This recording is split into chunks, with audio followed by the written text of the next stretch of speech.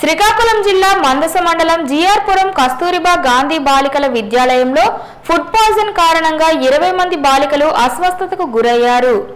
గత రాత్రి భోజనం అనంతరం ఒకేసారి 20 మంది బాలికలు వాంతులతో బాధపడుతున్న నేపథ్యంలో సచివాలయం ఏఎన్ఎం చేరుకొని చికిత్స అందించినప్పటికీ 13 మంది బాలికల పరిస్థితి విషమంతో ఉండడంతో ఈరోజు ఉదయం 108 వాహనంలో హరిపురం ప్రభుత్వ ఆసుపత్రికి తరలించి వైద్యం అందిస్తున్నారు.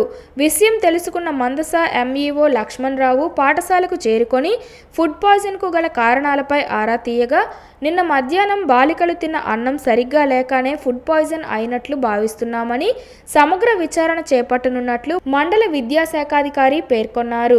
ప్రస్తుతానికి బాలికల ఆరోగ్యం నిలకడగా ఉందని, పాఠశాలలో మెడికల్ క్యాంపెయినింగ్ నిర్వహిస్తామని హరిపురం సిసి వైద్యులు డాక్టర్ మద్ది సంపతిరావు తెలిపారు.